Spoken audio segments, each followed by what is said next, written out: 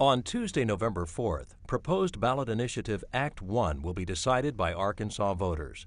Act 1 would prohibit unmarried couples who are otherwise fit to serve as parents from adopting a child in the state or to serve as a foster parent. I was in foster care from age 5 to 10, and I moved around approximately every 6 months. So I moved between 9 foster homes or group homes, 3 states, between 3 states.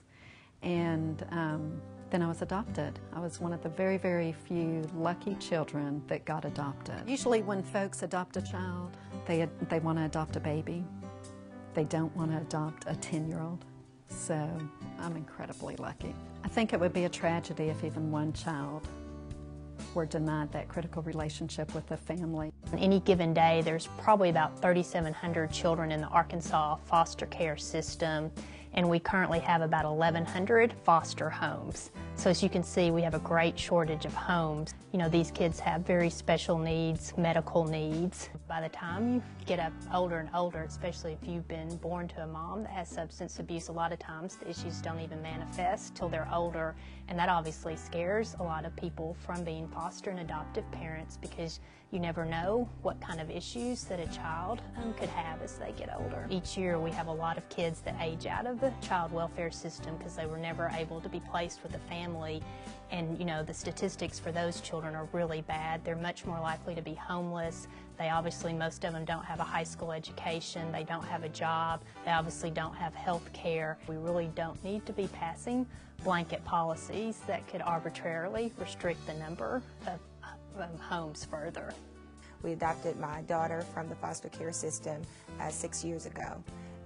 She left 12 siblings behind. She left 12, and they were older children. They are very difficult to place because, for one, they are older, 2, they are black, 3, their birth mother had some drug addiction problems, and all of that mixed together makes them very difficult to place. It's never a day that I don't think about those other children, not one, because those are my baby's sisters, and I always think where they are, if they're in a group home, as they had been at one time.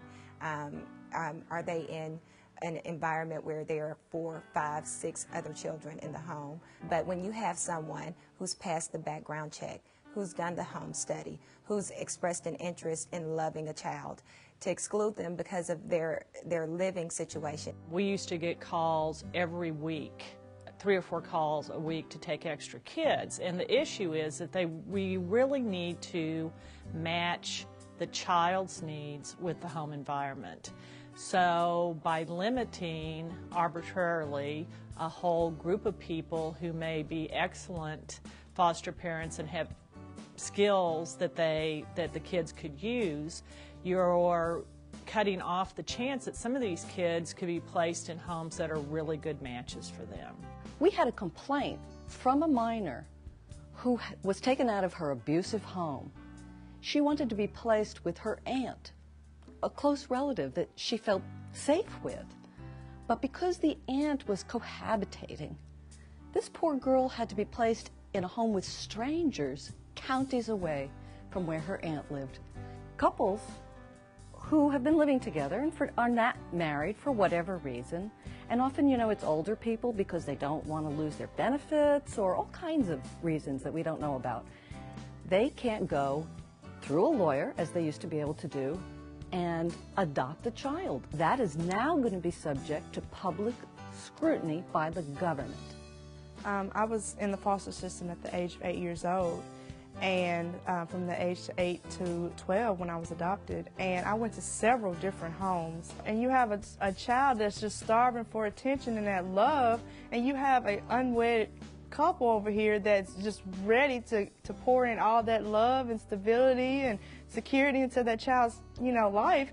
Then I think you should allow that child to be in there, in that home. There are over 1,000 kids in Pulaski County alone who are in foster care, and on my caseload, any given time I have at least a third to a half of my caseload who is in DHS custody, which means they're either in an inpatient facility, which is short term, They are in a group home or they are in foster care. So it's a great need, and if we limit that, there's a lot of children that don't have a place to go. I've had kids who end up spending the night in their DHS caseworker's office. One of the things that is certainly stands out is that every child needs a loving, supportive adult. And as you know, in our culture today, we have increasing numbers of single parents. So many children live with their mom, and they live with their dad, but they don't have what we used to call kind of the mom and pop family. There's no scientific evidence to suggest that cohabitating unmarried adults are any less capable of providing a nurturing, loving home for foster children. There's no evidence to suggest that whatsoever. And in fact, if we listen to the largest organization of pediatricians in the country, the American Academy of Pediatrics, they state that there is no difference, and that if you provide a child with two people who are loving and caring and can provide financial means for them and an encouraging environment, children will flourish.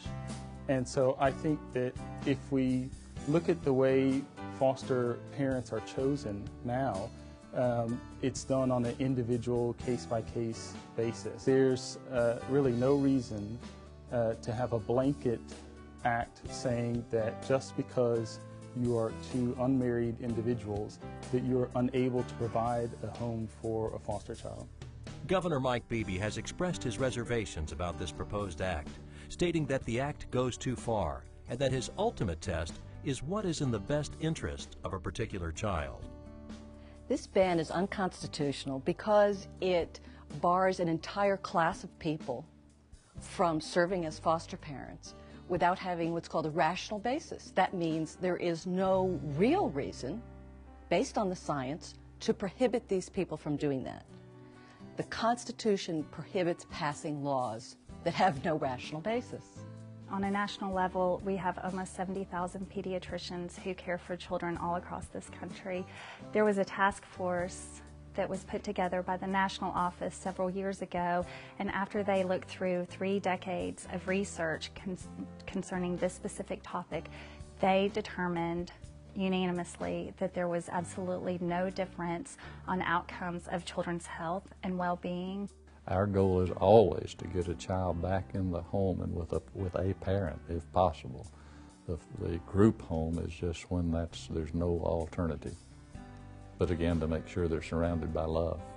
We are supposed to be loving and caring, and whether that set of parents is the same sex or not is not the guide. The guide is whether they have the criterion to love and to care. Of course, the Apostle Paul in the New Testament, others, make sure you take care of the children. A group of Arkansas's most distinguished jurists, retired Supreme Court justices, Court of Appeals judges, and circuit and chancery judges, has issued a letter strongly criticizing this proposed ballot initiative, pointing out that it would limit the ability of every Arkansas judge to choose custodial parents who would serve the best interests of vulnerable children, and that a blanket rule prevents duly elected judges from deciding these matters on a case-by-case basis. Vote no on proposed Initiated Act 1. If you'd like to get involved or to donate money to the effort to defeat this proposal, go to the Arkansas Families First website or call 501-280-0082. Thank you for your time, and don't forget to vote. Early voting starts October 20th.